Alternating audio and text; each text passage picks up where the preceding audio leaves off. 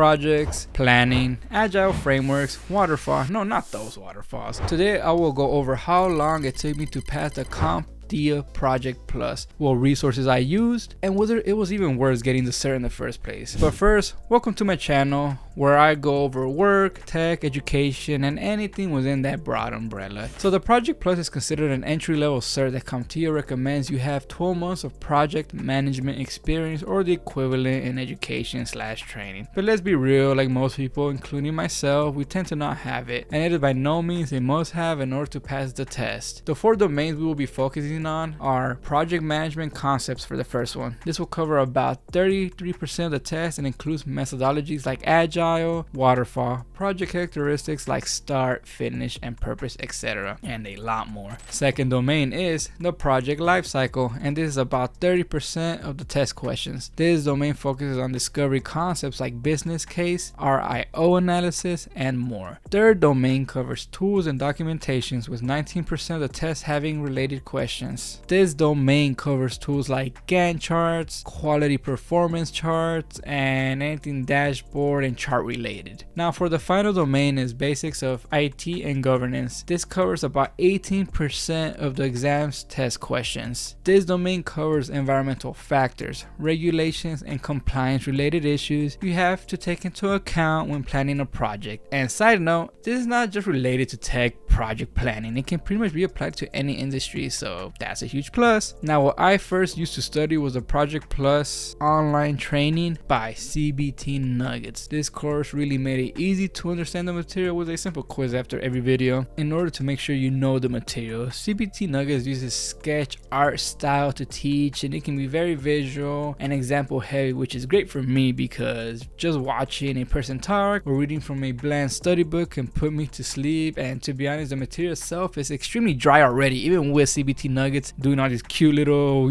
funny animations and making me laugh, and my potato brain is like, yeah, pictures and moving parts. It's already kind of boring. Not tough per se, it's not tough. I mean, it's just dull and boring, and the project is cool. It's really helpful. I'm not gonna take away from like how this can be really helpful in real day-to-day life, like if you're working. It's just dull, but it's beneficial, so that is what it is. Now, a resource I did not use was the actual like CompTIA Project Plus books. I always skip over those. Honestly, I didn't even watch Jason Dion's videos either, if I'm not mistaken. I've used his videos for other certs, but not this time. CBT Nuggets really just kind of had it all packed nicely, and while I didn't use the CompTIA book, I did use the CompTIA quizzes, and normally these quizzes cost, I think, a decent amount of money. Unless you're getting it paid for by your job or school, I don't think I would recommend it, just because I think it can be a little bit costly. So all in all, so it took me about 40 plus hours of studying to get me just at the cusp of passing the test. I'm talking about like barely. I didn't enjoy this test. It was boring. I did fail the first time, to be quite honest, to be very transparent with you. I failed the first time. I just wanted to get it over with. I was sick of just learning about Agile and Scrum and all these charts. The charts were kind of easy, but I'm just saying I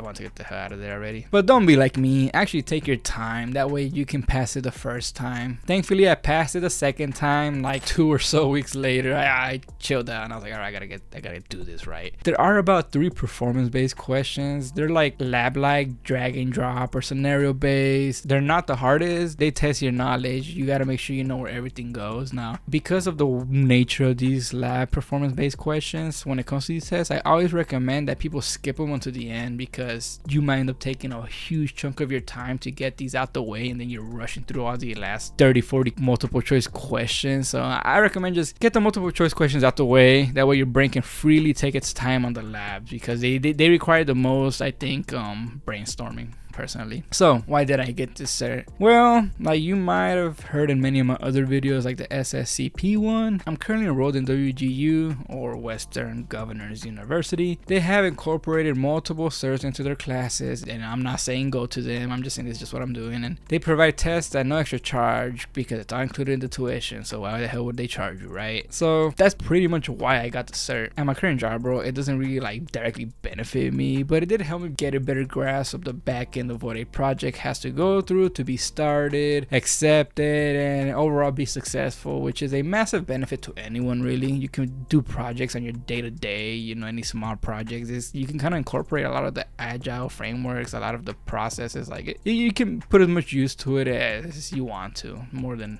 a lot of the math classes I took in college or any time in my life. The material itself is straightforward, just bland. If you're more excited by tech-related material than talking about Scrum, then it's gonna be a bit of a drag, you know, but who doesn't love a challenge? Now, another question you may be asking yourself, do I need to take the Project Plus? Is it beneficial to me? And well, like always, that depends on your job, bro. If you currently plan on handling projects at your company, then it will be a benefit, obviously. But if you're not the person in charge, you're more of just a worker in the project, not the planner, then maybe not, maybe in the future. But even then, it does hold some way. It could make you look better in the eyes of an employer, because being a great worker is awesome, but being a worker who can also plan projects out efficiently is better. While this is an entry-level cert, it gives you enough to get your foot in the door of project management work. So my final thoughts are that if it's within budget, financially, mentally, and time-wise, I don't see it being a negative to take a crack at this exam. I'll make sure to add the CBT Nugget link in the description for the Project Plus course, and you can make an account and get 7 days free. Some even say you can make another account and get another 7 days free. I don't recommend it because we want to support the excellent teachers, but who am I to tell you what to do, right? If you liked the video, make sure to like and subscribe, and let me know in the comments, what do you think of the CompTIA Project Exam Plus, whatever. You guys get the idea. See you again next time. Peace.